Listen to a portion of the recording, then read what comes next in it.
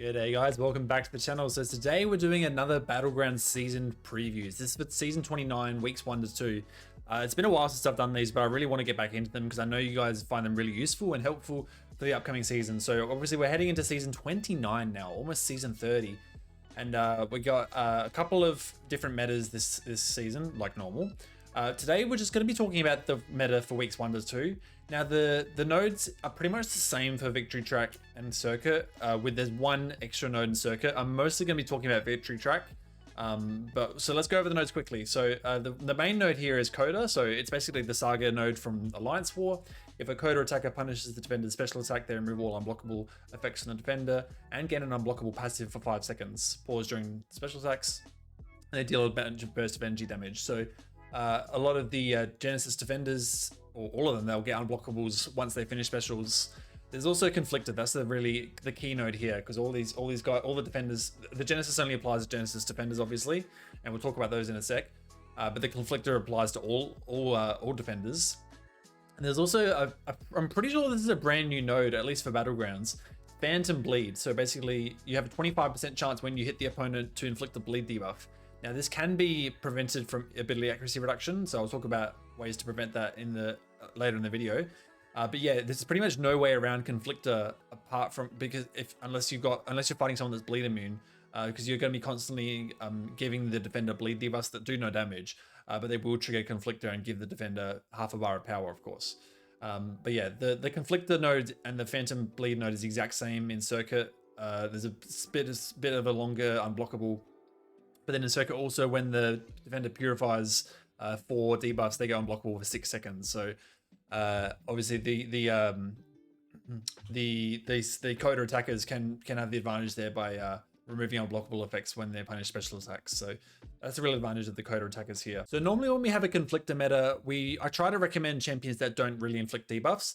But when there's this Phantom Pain Bleed node, it's really hard to avoid Conflictor. So you pretty much, it doesn't really matter who you use on offense, and it means you can actually get away with some things you might not always get away with on Conflictor.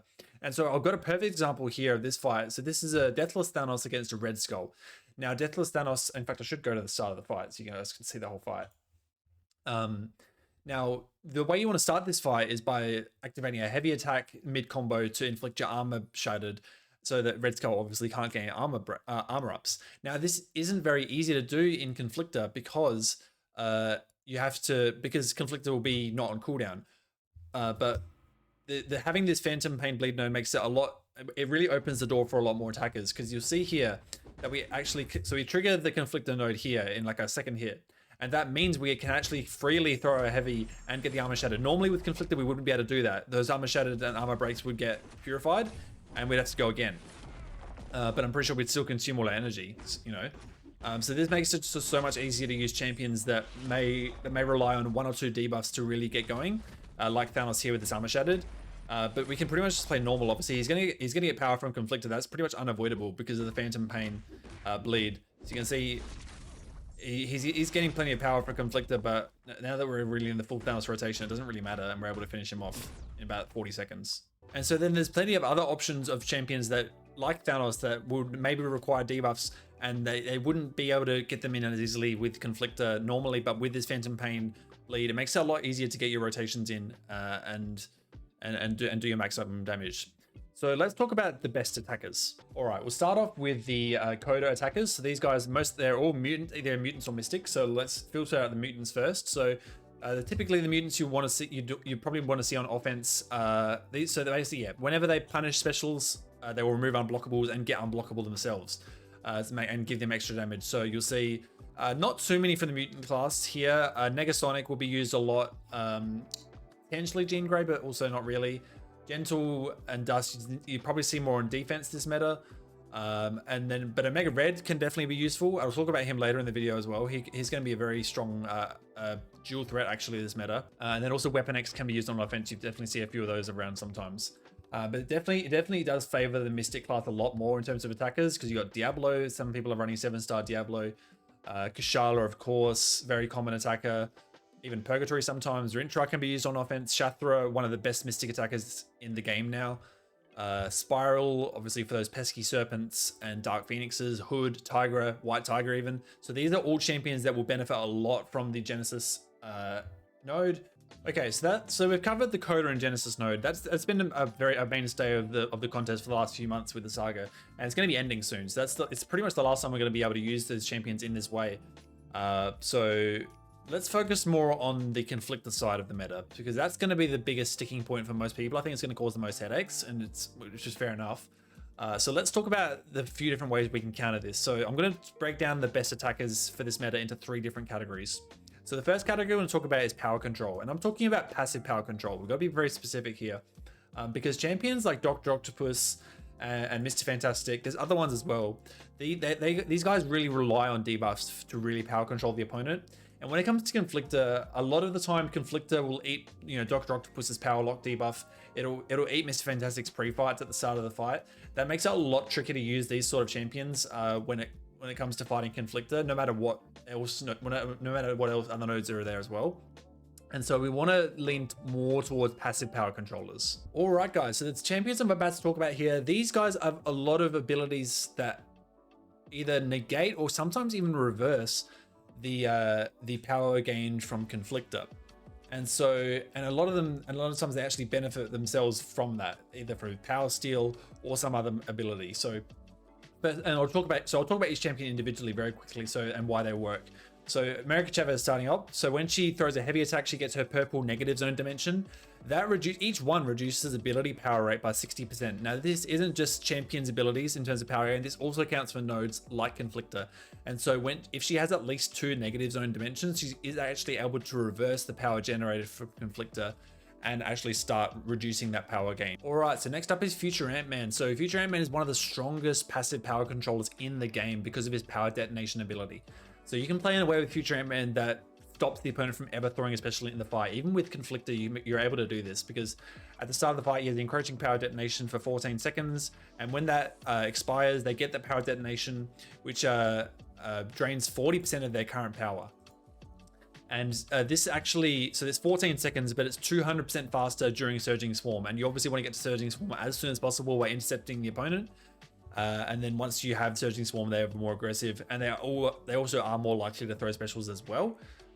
So it makes it very easy for him to use this guy, and just even with Conflictor, you're still able to keep your opponent very well controlled with Future Ant-Man. Next up is Count Nefaria. I don't personally know too much about this guy. I've heard a lot of good things about him, but basically, when he is in Ionic Overcharge, when he gets to 100 Ionic charges, which he does from well-timing blocks or getting bleed, he gets Ionic Overcharge for 17 seconds. And when this is active, the opponent's regeneration and ability power rates are reduced by 95%. So you basically stop Conflictor, and when they gain ability power, he actually gains 60%. So you actually start stealing some of the power they would get from Conflictor. So he's one of those champions that's actually able to use Conflictor to his own advantage there, Count Nefaria. Next one is Dr. Doom, an oldie but a goodie. So he was famously very well known for his Doom lock, his rotation. One of the first champions to really have a solid rotation built into his kit. He's not used too much now in the upper tiers because he's not a 7-star. But if you have a Dr. Doom as a strong 6-star, you can definitely make use of him in Conflictor. There is a very strong chance his shocks will get consumed by Conflictor if that Phantom Bleed has not been activated. But you can still very easily control the opponent by activating your aura with Special 1. Doing that, you steal all of the power, 200% of the power stolen. So that makes it a lot easier to get your cycle going, if you steal when they have 3 bars of power or whatnot. So yeah, very strong champion for Conflictor. Not the quickest in Battlegrounds, but he will work. Okay, so on a similar line to Dr. Doom, it's infamous Iron Man, also affectionately known as iDoom. So just like Dr. Doom, he has his own aura. This is called the Aura of Iron instead of the Aura of Hazarath. And so when he inflicts shocks on his special 2, and so when that happens during the aura, you power burn based on a percentage of the opponent's current power. So if they have a lot of power, if they have 3 bars of power and you power burn that, you do your maximum damage output. And so that has helped a lot with Conflictor because it is easier for the opponent to get to that special 3. It makes it easier for you to power drain that down to 0 and get all the maximum damage you can. Next one is Luke Cage. I've seen a lot of very impressive scores from the preseason with him. So basically, the way he works is each of his exhaustions, they reduce ability power rate by 25% for his exhaustions.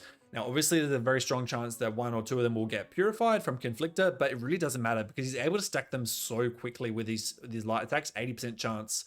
Obviously, it does get reduced the more he has on the opponent, but you're not going to struggle getting exhaustions even with Conflictor active.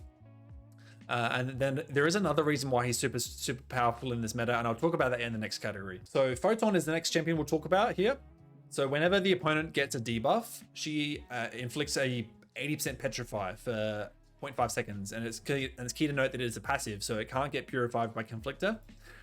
So that reduces ability power rate by 80%. So you basically don't need to worry about Conflictor at all with Photon in general, not just in this meta, but you see a lot of Photon matchups against Conflictor in Alliance War and other things because she just pretty much turns it off completely. All right, so next up we'll talk about Prowler. So again, another champion. I'm like Count Nefaria, I'm not too familiar with myself. However, I do understand that when the opponent is power creep ability here. So when the opponent throws a special attack, let's say they're at that 1.9 bars, 1.95 bars, he power drains the rest of that power. So he basically drains 2 bars of power when they throw a special 1. And the more power he drains, more extra power he drains, he gets power creep charges that he's able to turn into Furies. So with the Conflictor node active, he's able to just trigger it with Defend and Bleed. And it makes it a lot easier to get those power creep charges by baiting a special 1 right at the last second. And then obviously turning those into Furies for your big special 2. Next up, we'll talk about Shathra. So one of the newer champions in the game, one of the very best mystics. I recently took her to rank 3 and I'm having so much fun with her. So basically, she has a very strong power steal, one of the strongest power steals in the game. It's when she charges her heavy to kill wasps. She power steals 35% of her bar of power and basically gets 500% of the power if you have 5 out of 5 MD, which I usually run. And so with Conflictor, the opponent's gonna have more power. That just means more power to steal. So that's very good news for Shathra. She's gonna be one of the strongest attackers because of this. It's just more power to steal, makes it a lot easier to cycle that special 1, special 2 rotation and get the opponent down as quickly as possible. And then on a similar line to Shathra is the Hood. So the Hood also has a power steal ability. So basically when he goes invisible, he has to be awakened for this. When he fires a bullet which is with medium attacks, he has a chance to steal 10% of the opponent's current power. So the more power they have, the more he steals, and he gains twice that amount.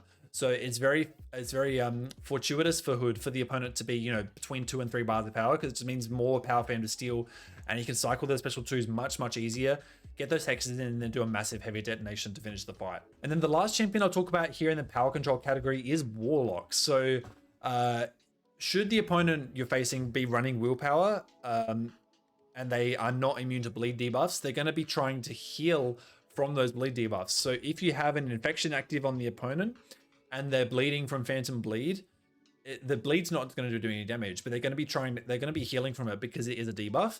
And so when that happens during infection, Warlock is just going to start power draining them and inflict degens and inflict a degen if he's awakened as well. That just makes it so much easier for him to just spam special 2s, not really have to worry about baiting too many special attacks. If you play super aggressive and keep applying those Phantom Bleeds, you'll constantly be triggering Warlock's infection power drain and getting that fight done as quickly as possible. All right, guys, so the next category we're going to talk about is champions that have ability accuracy reduction. And here I'm not going to be just talking about defensive ability accuracy reduction. I'm also going to be talking about ability accuracy reduction of purification, because that is a way to completely stop Conflictor. Because with power control, the last category I talked about, that's about negating Conflictor, but this can be a way of actually shutting it down completely. So there aren't too many champions in this category, but there are some very powerful champions. So I'll talk about them here. The first one here is Apocalypse. He just got introduced as a 7-star. So he's very famous for stopping Purify ability accuracy completely. So unless the opponent is ability accuracy reduction immune, he will stop Conflictor completely. And so that means he will able to get all his heavy bleeds on, all his his poisons, his degens from his special 2. He'll be able to get those all on without ever triggering Conflictor. Now like Dr. Doom in the last category, Apocalypse won't be the quickest attacker, but he definitely will be safe. And so safety will be very good here. He's not a Genesis attacker, so he won't have that ability to get the unblockable from a lot of the skill defenders, steal that unblockable, but he still will be able to do a few nice things there. So that's Apocalypse. Next one is Black Cat. This is one of my personal favorites. She's probably going to make my deck. So she has 2% ability accuracy reduction for each hit in her combo meter, or 4% against science champions, and she can get up to 60% ability accuracy reduction. This can stop Conflictor and makes her a lot. Means her bleeds don't get shrugged, her sabotage doesn't get shrugged from her special 2. I mean, if you're timing it well, you shouldn't be shrugging the sabotage on the special 2. But yeah, it just makes it really good, and it can actually be an ability that Black Cat can fail. And when that happens, Black Cat punishes the opponent with that. If the opponent has that sabotage, she deals 6,000. Well, this is a 7-star rank 6. Let's just go to a rank 3. Deals 3,500 direct damage whenever the defensive abilities fail to trigger, and I think that does actually happen with Conflictor. So she'll be a pretty solid attacker, like normal, really, Black Cat there. And then another one here is Crossbones. So very similar to Black Cat with defensive ability actually reduction. Unlike Black Cat, he doesn't really have to inflict too many debuffs. The only time he really inflicts debuffs is on his special 2. But most of the time I see Crossbones gameplay, it's just special 1 spam. And so when he has obviously Furies, each one reduces ability accuracy reduction by 20%. And if the opponent is a hero, it's 25%. So 4 Furies against a hero, and you've got 100% ability accuracy reduction, and they won't be triggering Conflictor at all. So yeah, he'll be really solid there. I already talked about Luke Cage in the last category, so I will talk about his other ability here, which is when he throws a special 2, he applies a concussion debuff for 25 seconds, reducing ability accuracy by 15% per debuff consumed. So that is up to 75% ability accuracy reduction there with Luke Cage. And you can actually get 2 concussions, which is 150% ability accuracy reduction if you're fighting a Mystic. But I've seen a lot of impressive Luke scores against non-Mystics, even like Serpent, Dark Phoenix, I think even Killmonger he can do. So a lot of flexibility there with Luke Cage. If you have one, he's definitely going to be worth running this meta with that power control and also the concussion stopping Conflictor completely. Next up is Mr. Sinister. So similar to Apocalypse, he actually can stop purifying abilities. So up to 100%. Now this is actually only on skill champions, so this won't work on everyone, and it also doesn't. You have to do it a few times before it becomes reliable. The Conflictor has to trigger a couple of times, but it will make him easier than most champions to use once you get those charges to stop purifying completely. Will make him very easy to use. Speaking of easy to use, Omega Red. So for those who don't know, when Omega Red gets 10 death spores, the opponent has 100%, or he reduces the chance to purify by 100%. So it's 10% per spore. And anyone, unless the defender is a robot, he's able to get those charges pretty quickly. Those death spores, sorry.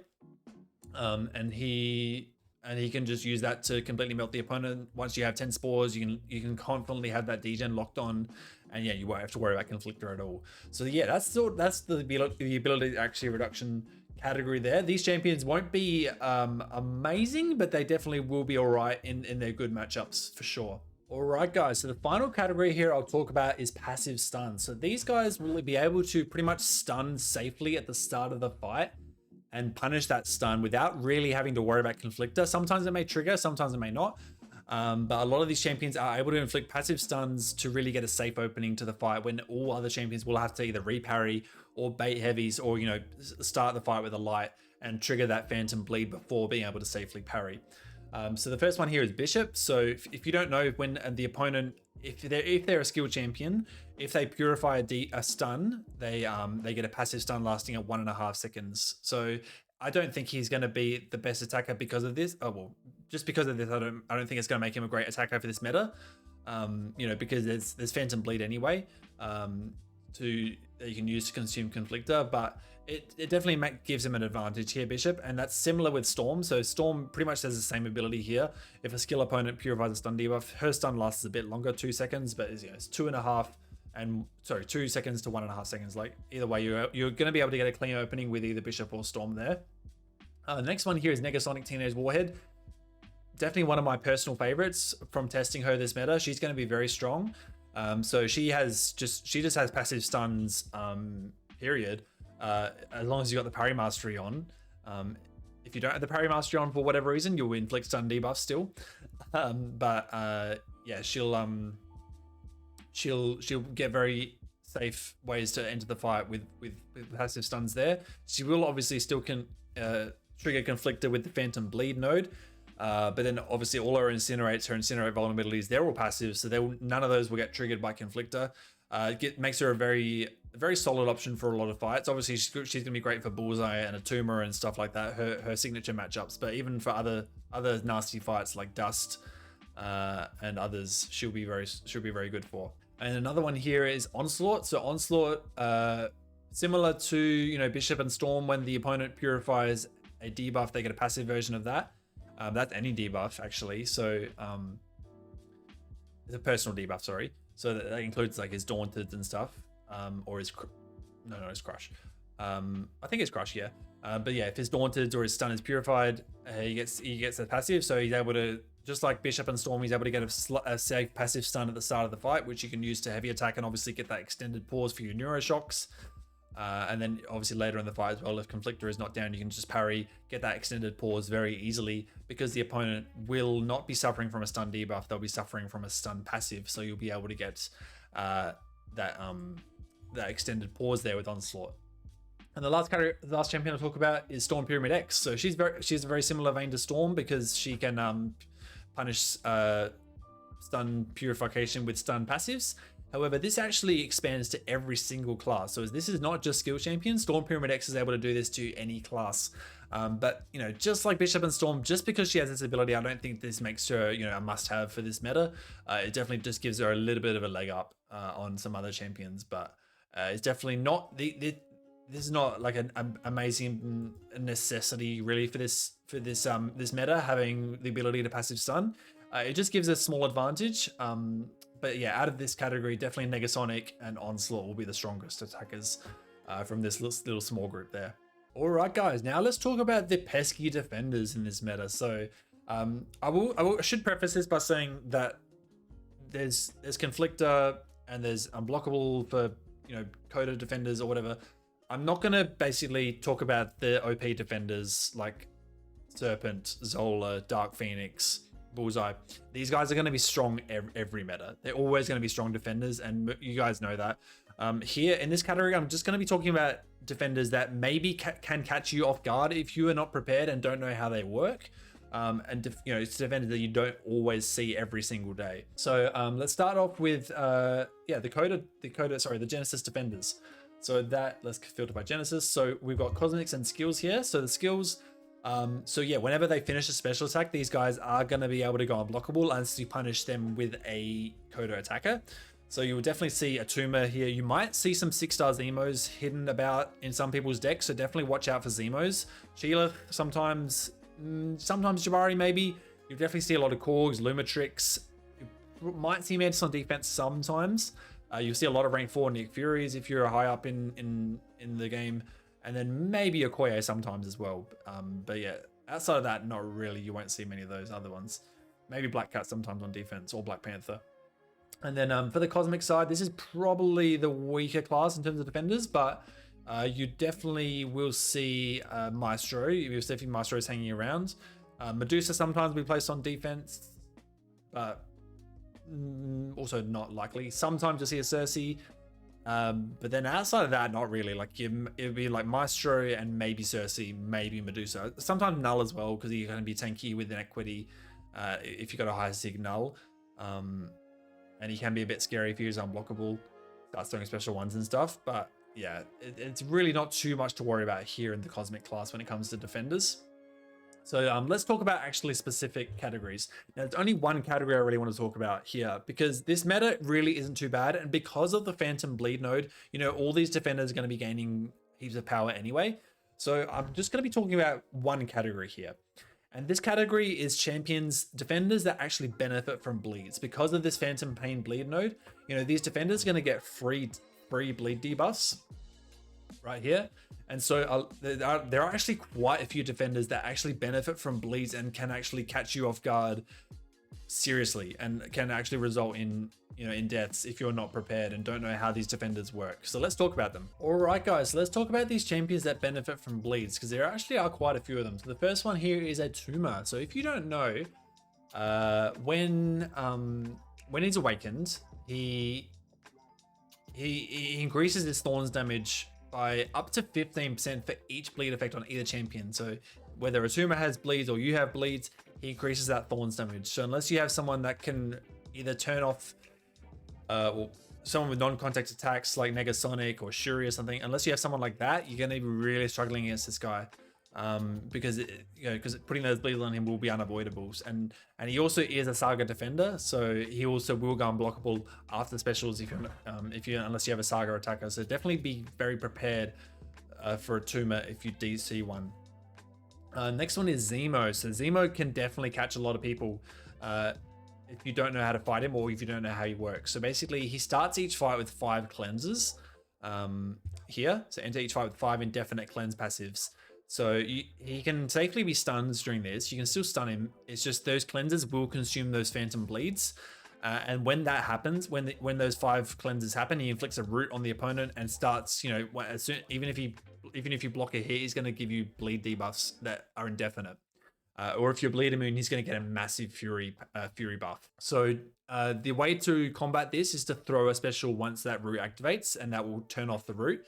But if you get unlucky, if you trigger like 3 or 4 bleeds in your first combo, you can definitely get rooted very quickly, and then the fight can go south from there. So definitely be cautious if you see a Zemo. Next one is Bastion. So a very new champion. He's coming to the Titan next week. So basically he has his ability. It's very similar to a Mega Sentinel. So I'll talk about both of them in the same breath. So basically he has 100% resistance against bleed and poison. I mean, the Phantom Bleed is 0 damage anyway. But when he does get a bleed effect, he gets a 10-second self-repair buff, healing 8% of missing health, or 3% of max health, whichever is greater. And then the Mega Sentinel, she can actually heal 20% of missing health over 10 seconds when she gets a bleed. So the thing is, Omegas can end early if you stun her, but I don't think there's actually a way to end Bastion's regen unless you heal block him. So definitely be aware of that. They could regen a lot if you don't have a good way to stop the regen there with a really strong heal block, or maybe nullify against Bastion, because it makes sense to nullify immune. I already talked about him in the attackers category. He's definitely going to be a better defender. This is Bishop, because whenever he gets a bleed, he goes into power overload. So if he has more than 30 prowess, or if he's bleeding, he consumes personal prowess, and he deals energy damage to the opponent if he has prowess. So it's kind of unavoidable damage if he has prowess. So unless you have someone that can really like stop prowess gain completely from someone from the tech class, you're gonna be in struggle street against this guy, because it's just gonna be a lot of unavoidable damage against Bishop there. Speaking of unavoidable damage, Domino. I wouldn't have talked about her normally with Conflictor, but because of the Phantom Bleed node, she's going to be a real pain in the ass. So for those who don't know, when she does get a bleed debuff, she has a 50% chance to passively purify them after a second, and when she does that, she gets 10% of her max power. And also, if she has purified a bleed, where is it? Yeah, or she has this attack. If she's lucky, her special 2 is extra attack rating if she's suffered from bleed at least once in the fight. And so you got to be very careful fighting Domino. It can make it easier, you know, pushing her to special 2, I guess, but you will see her get lucky a lot in the fight. And you might be unlucky as well, unless you are using a tech champion. So definitely you want to, if you have a Domino yourself in the deck, be prepared, because be prepared with your own Domino counters, because you're going to need them, especially this meta. Next up is Dust. In my opinion, Dust is going to be the trickiest defender this meta, just hands down. She's going to be the toughest one, and I'll talk about why. When she's awakened, whenever she prevents a bleed effect via immunity, which includes Phantom Bleed, there is up to 100% chance to inflict a 1 sand debuff on the opponent for 6 seconds. Now, I'll filter by Sig 20, because that's probably the most common Sig level you're going to see. Even at Sig 20, she has basically a 60% chance to inflict a sand debuff on the opponent for 6 seconds. Now, if you don't know, whenever you get 4 sand debuffs, that's when she starts her Sandstorm, and she starts doing unavoidable damage to you, which is, where is it? Yeah. Opponents are dealt physical damage every second, which can be reduced when the opponent is blocking, but it's still unavoidable damage, right? So you got to be very prepared when fighting Dust. The best counter to fighting Dust to turn off sand is Incinerate, right? So whenever she gets incinerated, where is it? Yeah, inflicting Dust with an Incinerate or Plasma will crystallize her sand, removing 1 sand effect from her opponent. That's how you remove the sand. With this Awakened ability, that's unavoidable way to get sand. Also this, whenever either champion's combo meter reaches a multiple of 10, she has 60% chance to inflict the sand debuff from... That's also an unavoidable sand debuff. You also get sand debuffs if you block attacks. If you block either a medium attack or a special 2. Not special 2, sorry. Yeah, you'll get sand. So be very, very careful when fighting Dust. I can really only think of 6 good counters to her this meta. And that's going to be Jack-O-Lantern, because of his he can inflict passive plasmas on his crits and also on a special 2. Ironheart, she can inflict incinerates on her medium attacks, and those can stack up to how many you want. So she can inflict lots of incinerates very easily. She can also parry non-contact attacks, Ironheart, so she'll be a very, very safe counter for Dust. Kushala is another one, not as safe as Jack or Ironheart, but she is able to obviously get those incinerates on her special 1, but that's in bulk, so you can really only get those incinerates in a batch there. You can't get them from your basic attacks. Another one is Negasonic. So just like Ironheart, Negasonic can inflict passive incinerates on her mediums. And then the advantage Negasonic has is she can also obviously inflict passive stuns, which I talked about earlier in the attacker section. So she'll be able to deal with her reasonably well. Another one is Deathless King Groot. So Deathless King Groot starts the fight with Fury buffs. Whenever he gets a debuff, he consumes the Fury buffs. So whenever that sand triggers, he'll purify that with the Fury. And then also he is able to inflict and incinerate debuffs on his special 2. So he definitely will be on the slower side when it comes to dust counters, but he will be able to at least survive and hopefully avoid a sandstorm when 95% of the champions in the game won't be able to avoid that sandstorm unless you play absolutely really, really slowly and get lucky as well. And then the last champion I'll talk about in this little mini category of dust counters is Phoenix. So Phoenix, brand new champion. She's able to inflict incinerates quite easily. I haven't really used her too much since the buff, but I know from Radio Kit she's able to inflict incinerates quite easily, and she can also heavy attack mid combo as well, and doesn't really inflict too many debuffs. So Phoenix will be a solid counter there for Dust as well. But yeah, Dust absolutely will be the toughest defender this meta. If you don't have a Dust in your deck, absolutely ban her. If you do have a Dust, make sure you have at least 2 or 3 of those 6 counters I mentioned in your deck, so you really are well prepared when fighting Dust. Next up is Elsa Bloodstone. So if you don't know, Elsa Bloodstone actually inflicts passive degen when she's bleeding, unless you're a mutant. So you have to have a mutant this meta if you are fighting an Elsa Bloodstone. You just have to.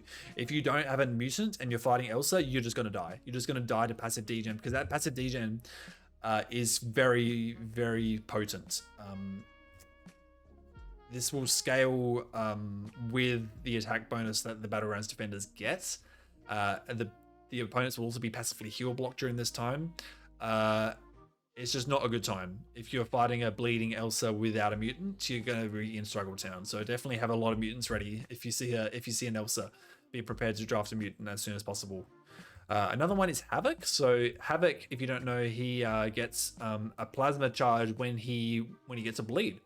Where is it? Yeah, if made to bleed, Havoc puts a plasma. Sorry, it's actually a plasma build up. So he actually puts a debuff on the opponent, and so if you don't, when he gets to 11 debuffs, that detonates and the energy damage happens. This won't happen if you have an armor up buff. So champions, the really strong Havoc counters like Guardian, Warlock, Red Skull. These guys are still going to work very, very well. It's just if you don't have that habit counter, he's going to be even less forgiving than he already is. Next one is Killmonger. So I have had the misfortune to fight a few Killmongers this preseason. So whenever he gets a debuff, no matter what sort of debuff it is, if it's stun or bleed, whatever, he just gets 15% of his missing power. So the way to turn this off is by armor break. So Deathless Thanos, Medusa, and then other champions with armor break are able to stop that vibranium armor from happening. Cosmic Ghost Rider as well. Cosmic Ghost Rider, however, will not be able to get his armor break at the start of the fight because of Conflictor. So you won't really be able to use Cosmic Ghost Rider against this guy like you normally would.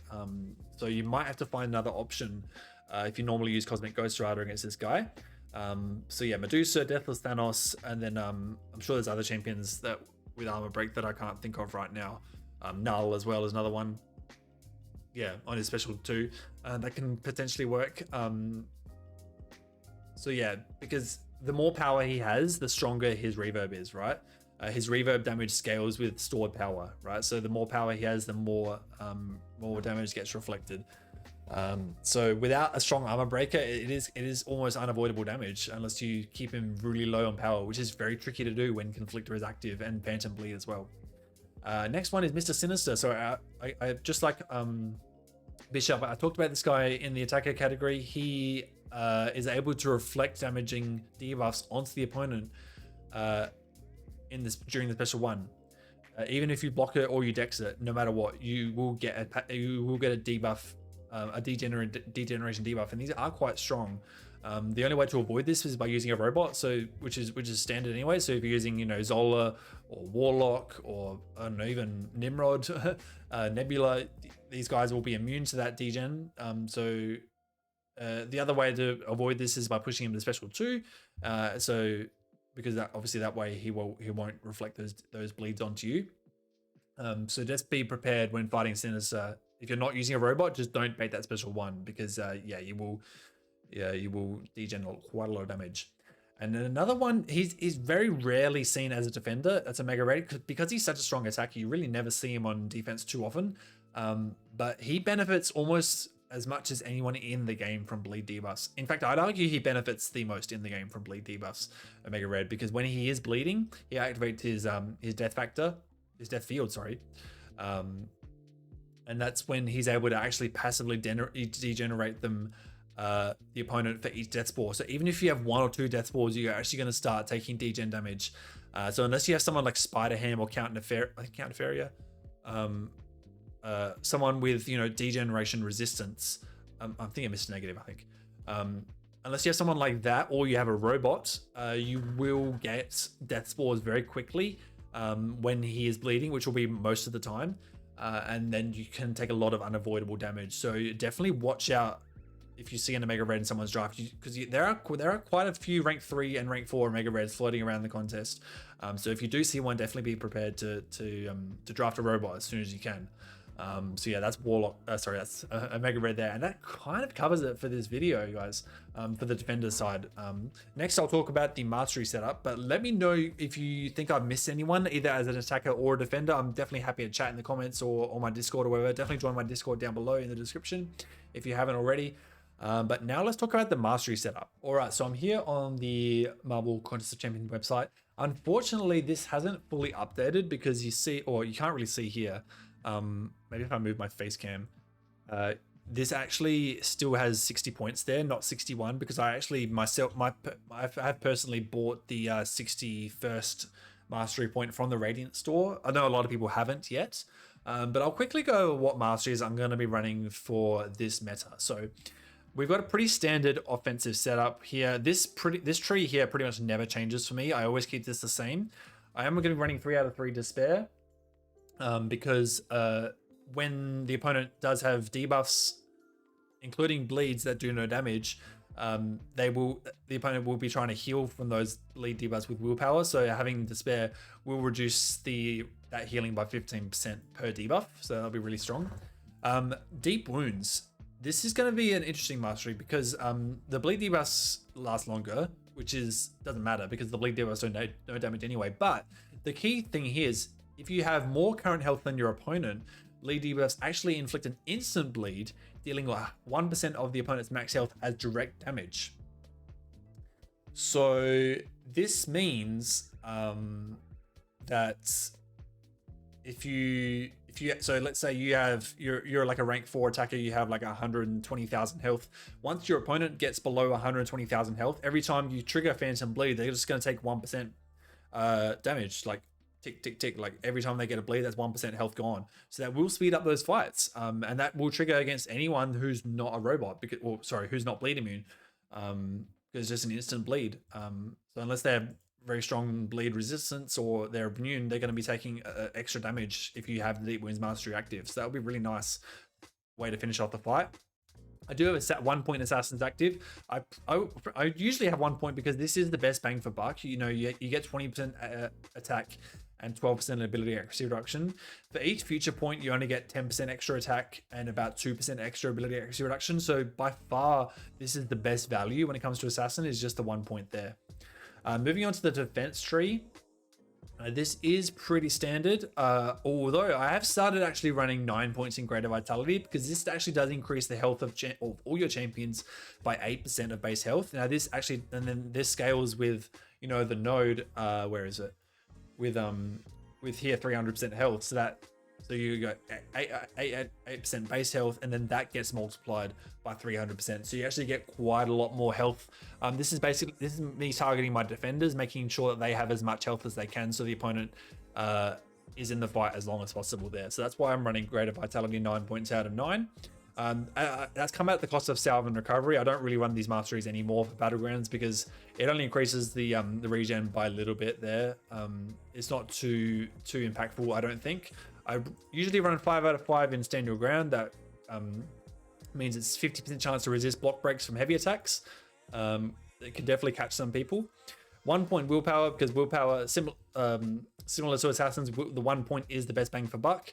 You get 0.5% healing as opposed to 0.7%. So you know, it's only 0.1% for each additional point. And then the armor rating doesn't really matter too much.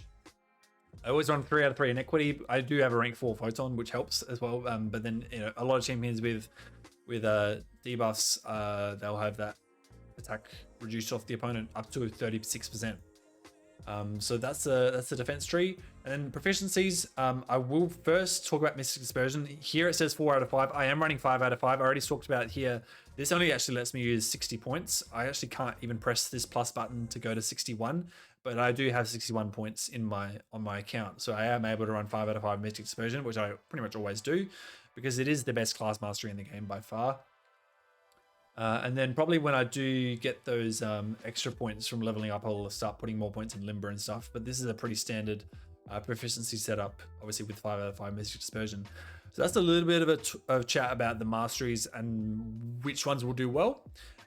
Yeah, so hope you guys enjoyed the video. I hope you guys picked up some things, learned some things that you might not have considered before when thinking about this meta. Best of luck for the upcoming season. I will do another video when the next meta starts, which will be in weeks 3 to 4, the Invade meta and Energize. So that will be a very interesting meta, to say the least. And we also do have information for season 30 and season 31. I'll do videos for those when the time comes, so you guys have all the information you need. But yeah, let me know if you guys like the video, if you like this format. I definitely looking forward to hearing your feedback and looking forward to the future videos where I get to do more Battlegrounds previews because I love doing this stuff. But yeah, that's gonna do it for me today, guys. Thank you guys for watching, and I'll see you in the next one. Peace out.